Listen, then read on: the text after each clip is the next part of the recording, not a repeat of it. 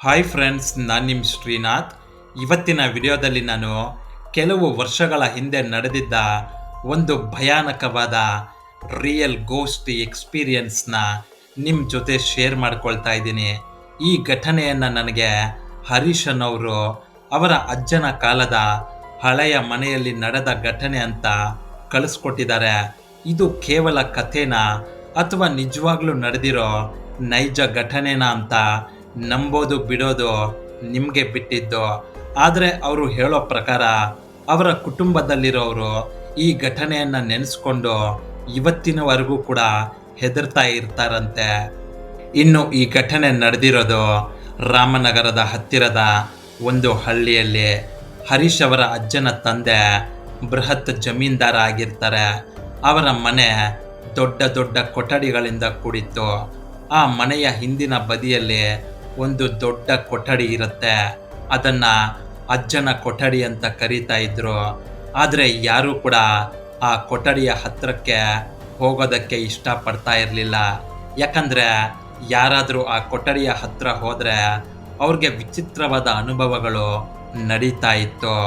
ಕಿರುಚಾಟದ ಶಬ್ದ ಕೇಳಿಸೋದು, ಅಸ್ಪಷ್ಟವಾದ ರೂಪಗಳು ಕಾಣಿಸೋದು, ಬಿಸಿಲಲ್ಲೂ ಸಹ ತಣ್ಣನೆಯ ಗಾಳಿ ಬೀಸೋದು, ಯಾರೋ ಪಿಸುಗುಡ್ತಾ ಇರೋ ಥರ ಸದ್ದುಗಳು ಕೇಳಿಸೋದು, ಈ ರೀತಿ ಎಲ್ಲ ನಡೀತಾ ಇರುತ್ತೆ. ಇದೆಲ್ಲ ಶುರುವಾಗಿದ್ದು ಒಂದು ಶಾಪದಿಂದ. ಹರೀಶ್ ಅವರ ಅಜ್ಜನ ತಂದೆಯ ಕಾಲದಲ್ಲಿ ಆ ಕೊಠಡಿಯಲ್ಲಿ ಕೆಲಸ ಮಾಡ್ತಿದ್ದ ಒಬ್ಬ ದಾಸಿಯನ್ನ ತನಗೆ ಇಚ್ಛೆ ಇಲ್ಲದೆ ಬಲವಂತವಾಗಿ ಆ ಕೊಠಡಿಯಲ್ಲಿ ಕೂಡಿ ಹಾಕಿದ್ರಂತೆ. ಆಕೆ ಆ ಕೊಠಡಿಯಲ್ಲೇ ಆತ್ಮಹತ್ಯೆ ಮಾಡ್ಕೊಂಡು ಬಿಟ್ಲಂತೆ. ಆದರೆ ಸತ್ತ ಮೇಲೂ ಕೂಡ ಆಕೆಯ ಆತ್ಮ ಅಲ್ಲೇ ಉಳ್ಕೊಂಡ್ಬಿಡುತ್ತೆ. ಸೇಡಿಗೆ ಕಾಯ್ತಾ ಇತ್ತು ಅಂತ ಅವರ ಅಜ್ಜನೇ ಹೇಳಿದ್ರಂತೆ. ಅಸಲಿಗೆ ಆ ಕಾಲದಲ್ಲಿ ಬಡವರು ಮತ್ತು ಕೆಳ ಜಾತಿಯ ವರ್ಗದ ಜನರ ಮೇಲೆ ಅತಿಯಾದ ದೌರ್ಜನ್ಯ ನಡೀತಾ ಇತ್ತು. ಏನೋ ಸಣ್ಣ ವಿಚಾರಕ್ಕೆ ಸಂಬಂಧಪಟ್ಟಂತೆ ಹರೀಶ್ ಅವರ ಅಜ್ಜನ ತಂದೆ ಆ ದಾಸಿಯನ್ನ ನಿರ್ದಾಕ್ಷಿಣ್ಯವಾಗಿ ಕೋಣೆಯಲ್ಲಿ ಕೂಡಿ ಹಾಕಿ ಇಟ್ಟಿದ್ರಂತೆ. ಒಂದೆರಡು ದಿನಗಳಲ್ಲಿ ಆ ಕೋಣೆಯೊಳಗೆ ಆ ದಾಸಿಯ ಮಾನಸಿಕ ಸ್ಥಿತಿ ಹದಗೆಟ್ಟು ಅಲ್ಲೇ ನರಳಾಡಿ ಪ್ರಾಣ ಬಿಟ್ಲಂತೆ. ಅದಾದ ನಂತರ ಆ ಮನೆಯಲ್ಲಿ ಅನೇಕ ವಿಚಿತ್ರಗಳು ಕಾಣಿಸೋದಕ್ಕೆ ಶುರುವಾಗ್ಬಿಡತ್ತೆ. ಈಗ ನಾನು ಹೇಳೋದಕ್ಕೆ ಹೊರಟಿರೋ ಈ ರಿಯಲ್ ಗೋಸ್ಟ್ ಎಕ್ಸ್ಪೀರಿಯನ್ಸ್ ಆಗಿದ್ದು 2004ರ ದೀಪಾವಳಿ ಹಬ್ಬದ ಸಮಯದಲ್ಲಿ.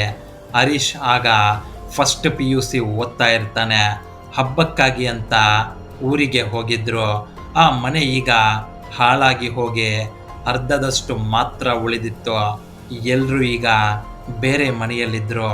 ಹರೀಶ್ ಮನೆಯವರಿಗೆಲ್ಲ ಸರ್ಪ್ರೈಸ್ ಕೊಡೋದಕ್ಕೆ ಅಂತ ಹೊಸ ಮನೆಗೆ ಹೋಗದೆ ಆ ಅಜ್ಜನ ಮನೆಯ ಕಡೆಗೆ ಹೋಗ್ತಾರೆ. ಅಜ್ಜನ ಮನೆ ವಿಷಯ ಗೊತ್ತಿದ್ರು ವಯಸ್ಸಿನ ಬಂಡ ಧೈರ್ಯದಿಂದ ಅಲ್ಲಿಗೆ ಹೋಗ್ತಾರೆ. ರಾತ್ರಿ ಅಲ್ಲೇ ಉಳಿದು ತಡರಾತ್ರಿ ಹೊತ್ತು ಚಿಕ್ಕಪ್ಪನಿಗೆ ಫೋನ್ ಮಾಡಿ ನಾನಿಲ್ಲಿರೋ ವಿಷಯ ಹೇಳಿದ್ರೆ ತುಂಬಾ ಥ್ರಿಲ್ ಇರುತ್ತೆ ಅಂತ ಆ ರೀತಿ ಮಾಡ್ತಾರೆ.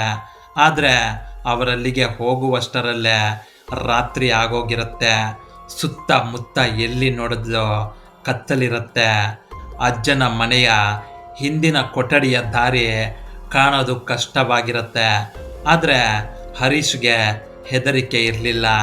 ಎಳೆ ವಯಸ್ಸಿನ ತುಂಟಾಟದ ಹುಮ್ಮಸ್ಸಿನಲ್ಲಿ ಅವರು ಮೊಬೈಲ್ ಟಾರ್ಚ್ ಹಿಡ್ಕೊಂಡು ಆ ಕಡೆ ನಡೀತಾರೆ. ಆಮೇಲೆ ನಡೆದಿದ್ದು ಎಲ್ಲ ವಿಚಿತ್ರ. ಆ ಕೊಠಡಿಗೆ ಹತ್ರ ಬಂದಾಗ ಹರೀಶ್ ಅವರ ಮೊಬೈಲ್ ಟಾರ್ಚ್ ಇದ್ದಕ್ಕಿದ್ದಂತೆ ಆಫ್ ಆಗೋಗತ್ತೆ. ಸುತ್ತಮುತ್ತ ಯಾವ ಕಡೆ ನೋಡಿದ್ರೂ ಬರೀ ಕತ್ತಲು ಆವರಿಸಿರುತ್ತೆ. ಆದರೆ ಸ್ವಲ್ಪ ದೂರದಲ್ಲಿ ಒಂದು ಬಾಗಿಲ ಸಂದಿಯಿಂದ ಒಂದು ಸಣ್ಣ ದೀಪದ ಬೆಳಕು ಬರ್ತಾ ಇರೋ ಥರ ಹರೀಶ್ಗೆ ಕಾಣಿಸುತ್ತೆ. ಅದೊಂದು ಲ್ಯಾಟರ್ನ ದೀಪ ಇದ್ದಂತೆ ಕಾಣಿಸುತ್ತೆ. ಆದರೆ ಅದನ್ನು ಯಾರು ಬೆಳಗಿಸಿದ್ದು ಅಂತ ಗೊತ್ತಿಲ್ಲ. ಬಾಗಿಲು ಸ್ವಲ್ಪ ಓಪನ್ ಆಗಿತ್ತು. ಅವರು ಮೆಲ್ಲನೆ ಒಳಗೆ ಹೆಜ್ಜೆ ಇಡ್ತಾರೆ. ಒಳಗೆ ಹೋಗಿ ನೋಡಿದ್ರೆ ಆ ಕೊಠಡಿಯ ಒಳಗೆ ಒಂದು ಹಳೆಯ ಮೇಜು, ಹಳೆಯ ಅಲ್ಮಾರಿ, ನೆಲದ ಮೇಲೆ ಚೀಲಗಳು ಇತ್ಯಾದಿ ಇರೋದನ್ನು ನೋಡ್ತಾರೆ. ಆದರೆ ಅವೆಲ್ಲಕ್ಕಿಂತ ಹೆಚ್ಚಾಗಿ ಹರೀಶ್ ಅವರ ಗಮನ ಸೆಳೆದಿದ್ದು ಇನ್ನೊಂದು ವಿಷಯ, ಅಲ್ಲೇ ಆ ಕೊಠಡಿಯ ಮೂಲೆಯಲ್ಲೇ ಒಂದು ಛಾಯೆ ಅವರನ್ನ ನೋಡ್ತಾ ನಿಂತಿರುವಂತೆ ಭಾಸವಾಗುತ್ತೆ. ಕಪ್ಪು ಉಡುಪು, ತಲೆಯ ಮೇಲೆ ಸೀರೆಯ ಬಾಚಿ, ಕೈಯಲ್ಲಿ ಒಂದು ಮಗು. ಹರೀಶ್ ಅವರು ಬೆಚ್ಚಿ ಬಿದ್ದು ಹಿಂದೆ ಓಡಿ ಬರ್ತಾರೆ. ಅಷ್ಟರಲ್ಲೇ ಅದು ನಗ್ತಾ ಇದ್ದಂತೆ ಕೇಳಿಸುತ್ತೆ. ಹರೀಶ್ ಕಿವಿಗೆ ಆ ಆಕೃತಿ, ನೀನು ಕೂಡ ನನ್ನಾಗೆ ಹಾಳಾಗ್ಬೇಕು, ನಿಮ್ಮ ವಂಶದವರೆಲ್ಲ ಸರ್ವನಾಶವಾಗ್ಬೇಕು ಅಂತ ನಾನು ಇಷ್ಟ ವರ್ಷಗಳಿಂದ ಇಲ್ಲಿ ಕಾಯ್ತಾ ಇದ್ದೀನಿ ಅಂತ ಎದ್ದು ಕೂಗಿ ಓಡಿ ಬಂದ ಶಬ್ದ ಅವರ ಕಿವಿಗೆ ಬೀಳುವಷ್ಟರಲ್ಲೇ ಎದ್ನೋ ಬಿದ್ನೋ ಅಂತ ಅವರು ಅಲ್ಲಿಂದ ಓಡಿ ಆಚೆ ಬರ್ತಾರೆ. ಅಲ್ಲಿಂದ ಓಡೋಡಿ ಬಂದು ಸ್ವಲ್ಪ ದೂರ ತಲುಪುವಷ್ಟರಲ್ಲೇ ಅವರ ಹೊಟ್ಟೆ ಮೈಯೆಲ್ಲ ನಡುಗ್ತಾ ಇರುತ್ತೆ. ಆ ರಾತ್ರಿ ಇಡೀ ಅವರ ಮೈಯೆಲ್ಲ ನಡುಗ್ತಾ ಇತ್ತು, ಹೊಟ್ಟೆಯೆಲ್ಲ ತೊಳೆಸಿದಂತಾಗ್ತಾ ಇತ್ತು. ಓಡುವ ರಭಸದಲ್ಲಿ ಅವರ ಕಾಲು ಮುರಿದು ಹಾಸಿಗೆ ಹಿಡಿದಿದ್ರು.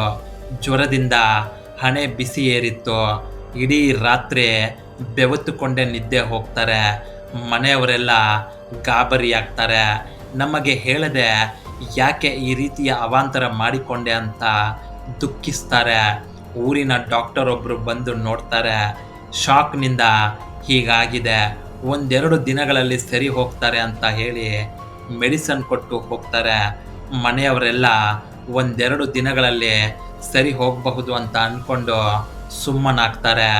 ಆದರೆ ಇದಾದ ನಂತರ ತಿಂಗಳು ಕಳೆದ್ರೂ ಹರೀಶ್ ಮಾತ್ರ ಪೂರ್ತಿಯಾಗಿ ಸರಿಯಾಗುವ ಲಕ್ಷಣಗಳು ಕಾಣಿಸೋದೇ ಇಲ್ಲ. ವಿಚಿತ್ರವಾದ ಕನಸುಗಳು, ರಾತ್ರಿ ಹೊತ್ತು ನಿದ್ದೆಯಲ್ಲಿ ಎದ್ದು ಓಡಾಡೋದು, ಅವರ ಗಂಟಲನ್ನು ಯಾರೋ ಹಿಡಿದು ಹಿಸುಕಿದ ಹಾಗೆ ಆಗೋದು, ಈ ರೀತಿಯೆಲ್ಲ ವಿಚಿತ್ರಗಳು ನಡೆಯುತ್ತೆ.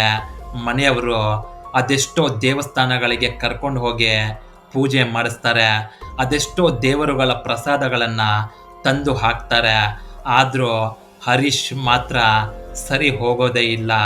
ಅದೆಷ್ಟು ಮಾಂತ್ರಿಕರನ್ನು ಕರೆಸಿ ಮಂತ್ರ ತಂತ್ರ ದೆವ್ವ ಬಿಡಿಸೋ ಕೆಲಸ ಎಲ್ಲ ಮಾಡಿಸ್ತಾರೆ. ಆದರೆ ಹರೀಶನ ಸ್ಥಿತಿ ಮಾತ್ರ ಹಾಗೇ ಇರುತ್ತೆ. ಆದರೆ ನಂತರ ದೊಡ್ಡ ಬದಲಾವಣೆ ಆಗಿದ್ದು 2011ರ ಒಂದು ಶಿವರಾತ್ರಿಯ ದಿನದಂದು ಹರೀಶ್ ಅವರನ್ನು ಅವರ ತಂದೆ ಊರಿನ ಒಂದು ಶಿವ ಮಂದಿರಕ್ಕೆ ಕರ್ಕೊಂಡು ಹೋಗ್ತಾರೆ. ಅವತ್ತು ಶಿವರಾತ್ರಿ ಆಗಿದ್ದರಿಂದ ರಾತ್ರಿ ಇಡೀ ಜಾಗರಣೆ ಇರುತ್ತೆ. ದೇವಸ್ಥಾನದಲ್ಲೆಲ್ಲ ಪೂಜೆ, ಭಜನೆ, ಮಂತ್ರ ಪಠನೆ ನಡೀತಾ ಇರುತ್ತೆ. ಇವುಗಳಲ್ಲಿ ಅವರು ಪಾಲ್ಗೊಂಡು ರಾತ್ರಿಯೆಲ್ಲ ಜಾಗರಣೆ ಇರ್ತಾರೆ. ರಾತ್ರಿ ಸುಮಾರು 1:45 ಹೊತ್ತಿಗೆ ಹರೀಶ್ ಅವರು ಅಲ್ಲಿ ವಾತಾವರಣದಲ್ಲಿ ಏನೋ ಬದಲಾವಣೆಯನ್ನು ಗಮನಿಸ್ತಾರೆ. ದೇವಸ್ಥಾನದೊಳಗೆ ಕೂತಿದ್ದ ಹರೀಶ್ ಅವರಿಗೆ ದೇವಸ್ಥಾನದ ಮಂತ್ರ ಪಠನೆಯ ನಡುವೆ ಇನ್ನೊಂದು ಧ್ವನಿ ಮೆಲ್ಲಗೆ ಕೇಳಿಸ್ದಂಗಾಗುತ್ತೆ. ಅದು ಅವರನ್ನು ಅಲ್ಲಿಂದ ಹೊರಗಡೆ ಬರುವಂತೆ ಕರೀತಾ ಇರೋ ಥರ ಅನಿಸುತ್ತೆ. ಹರೀಶ್ ಅವರು ದೇವಸ್ಥಾನದ ಬಾಗಿಲ ಹತ್ರ ಬಂದು ನೋಡ್ತಾರೆ. ಅಲ್ಲಿ ಜೋರಾಗಿ ಬೀಸ್ತಾ ಇರೋ ಗಾಳಿಯ ರಭಸಕ್ಕೆ ದೇವಸ್ಥಾನದ ದೀಪಗಳು ಅಲುಗಾಡ್ತಾ ಇರುತ್ತೆ. ಅಷ್ಟರಲ್ಲೇ ಕಪ್ಪು ಸೀರೆಯ ನೆರಳೊಂದು ದೇವಾಲಯದ ಅಂಗಳದ ಹೊರಗೆ ಅವ್ರಿಗೆ ಕಾಣಿಸ್ದಂಗಾಗುತ್ತೆ. ಅದು ಬೇರೆ ಯಾರಿಗೂ ಕಾಣಿಸೋದಿಲ್ಲ, ಆದರೆ ಹರೀಶ್ ಮಾತ್ರ ಅದನ್ನು ಸ್ಪಷ್ಟವಾಗಿ ನೋಡ್ತಾರೆ. ತಕ್ಷಣ ಪೂಜಾರಿ ಹರೀಶ್ ಅವರ ಬಳಿ ಓಡಿ ಬಂದು ಅವರ ಮುಖ ನೋಡಿ ಬೆರಗಾಗ್ತಾರೆ. ಇವನನ್ನು ತಕ್ಷಣ ಇಲ್ಲಿಂದ ಕರ್ಕೊಂಡು ಹೋಗಿ ಅಂತ ಉಳಿದವರಲ್ಲಿ ಹೇಳ್ತಾರೆ. ತಕ್ಷಣ ಹರೀಶ್ ಅವರನ್ನು ದೇವಾಲಯದ ಒಳಗೆ ಕರ್ಕೊಂಡು ಹೋಗಲಾಗುತ್ತೆ. ಅವರ ತಲೆಯ ಮೇಲೆ ನಿಂಬೆಹಣ್ಣು, ತುಳಸಿ, ಕುಂಕುಮ ಇಟ್ಟು ಪೂಜೆ ಮಾಡಲಾಗುತ್ತೆ. ಮಂತ್ರ ಘೋಷಗಳಿಂದ ಕೂಡಿದ ಮಹಾಪೂಜೆಯು ಹರೀಶ್ ಅವರ ಮೇಲೆ ಸುಮಾರು 1 ತಾಸಿನವರೆಗೆ ನಡೆಯುತ್ತೆ. ನಗೋದಕ್ಕೂ ಆಗದೆ, ಅಳೋದಕ್ಕೂ ಆಗದೆ ಹರೀಶ್ ಅವರು ಮೂಕವಾಗಿ ಕುಳಿತಿರ್ತಾರೆ. ಪೂಜಾರಿ ದೇವರ ವಿಗ್ರಹದ ಬಳಿಯಿಂದ 3 ಉಂಗುರಗಳನ್ನು ತರ್ತಾರೆ.